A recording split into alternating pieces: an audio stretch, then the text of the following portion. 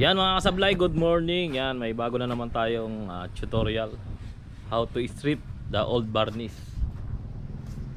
Yan.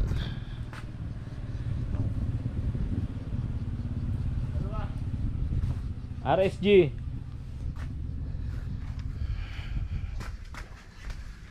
Ayan mga kasablay, puntahan natin dito.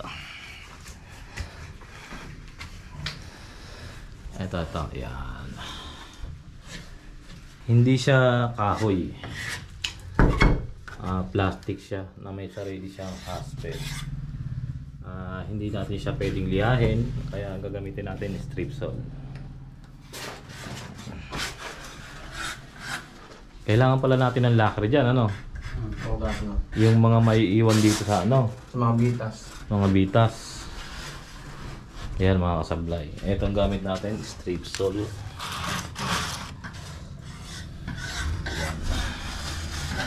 Ito yung ano na, high strip na. Konting hugas na lang ng lacquer yan.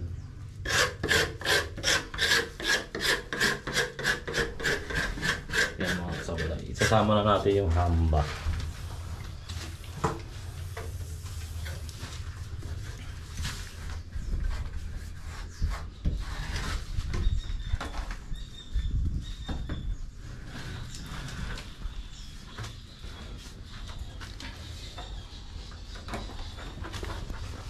Ganyan yung i-strip natin.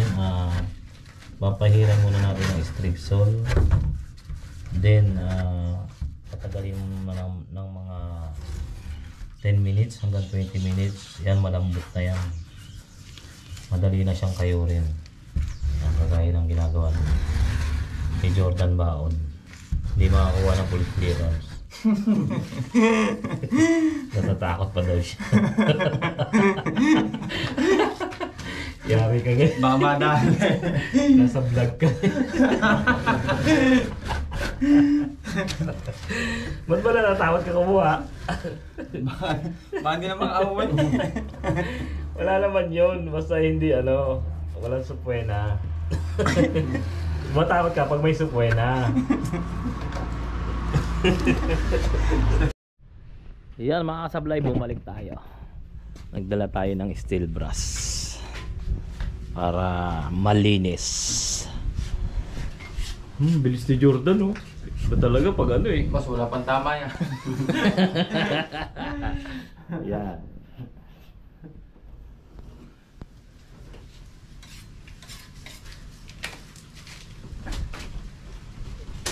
Sampulan natin tong ano, yung grano. Puro pa ayon sa haspe ang ano nyo ha, steel brush nyo ha. Kasi pag binalagbag niya, kita yan pag binarnisan natin.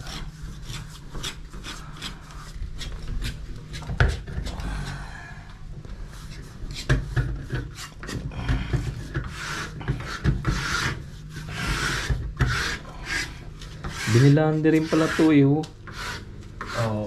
May blandi pa eh. Kahit naman hindi na i-blandi eh. Blandi na naman yata ka ang plastic nito. Blandi na naman yung ano eh. Yan. Babad natin ng mga 5 minutes. Kaya na siguro yan.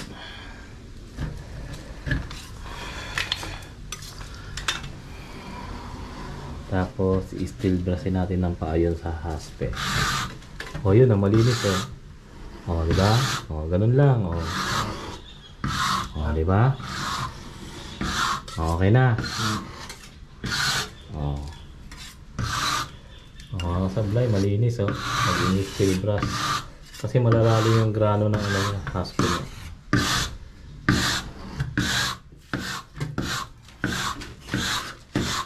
Ganda pala magdala tayo ng steel brush. Maganda yung linis.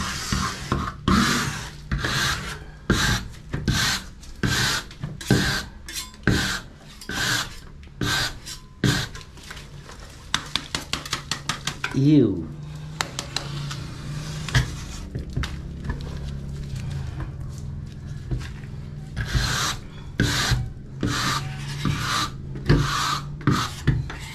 Kailangan pala talaga natin ng lacquer, ano? Para panlinis. Panlinis.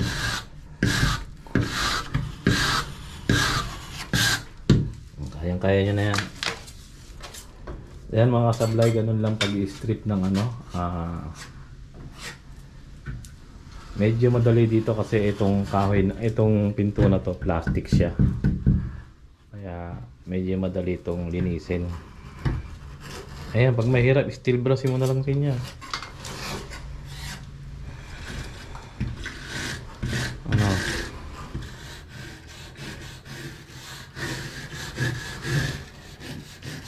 Babara mo ng matagal. Baka hindi pa matagal yung babad mo. Ayan mga kasablay. Ito i-strip din natin to. Ito kahit paleta na lang gamitin mo na rito. Makinis naman siya.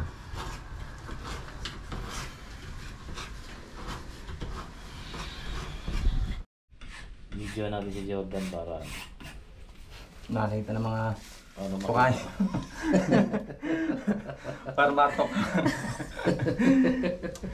Ito ang hinahanap nyo. Pag nyo nahanapin, nandito lang. Nasa vlog niya pa ulit. Ni Jasper TV. Pupuntahan kayo. So, tao mo pala yun. Ay, umalis nga yun. Umalis na. Tinanggal ko na yun, sabi.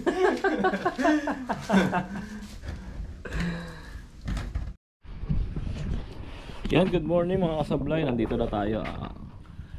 Balikan natin yung pinay-strip sol natin kahapon. Nung Monday. Bali, nung Saturday, Monday ngayon. Yan, wala kasing pasok ng Sunday. Yan. Ito na yung malinis na part. Yan. Ito yung lilinisin pa. May konti pa siyang dumi. Tsaka tong door jamb. Yan.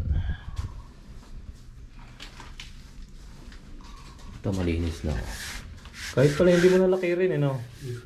Pag na-steel brush na, no? Okay, sige. Yan, ganun lang naman po tamang proseso ng pag-dismantle ng old varnish sa door. Yan, dito medyo mabilis tayo kasi hindi po wood yung pinto natin. Plastic po siya, plastic. Kaya madali nating natanggal yung varnish. Pero kung kahoy po yung lilinisin natin na ganyan, mga 3 to 4 days yan bago matapos ng tao sa pag-dismantle ng old varnish natin. Yan, ganun lang naman po tamang proseso. Kahit saang pintura, pag gumamit po tayo ng strip sol, ang gagawin po natin, papahiram po natin ng strip sol. Mag-aantay po tayo ng 15 minutes hanggang 20 minutes para malambot na siya, o kaya kumulo na siya, bumitaw na siya sa kinakapitan niya. Then madali na natin kayurin ng spatula yung umangat na varnish yan. Tapos pag meron pa pong natira at hindi pa po natanggal lahat, same lang rin po yung gagawin natin. Papahiran lang uli natin ng strip sol, then tsaka mag-aantay po tayo ng mga 15 minutes to 20 minutes. Pero pag manipis na siya, kahit 10 minutes pwede na eh. Ayun, then tsaka natin kayurin ng spatula. Yan, ganun lang po tamang proseso ng paggamit ng strip sol para malinis natin ng maayos yung tinatanggal natin pintura. Yan, sige mga kasablay.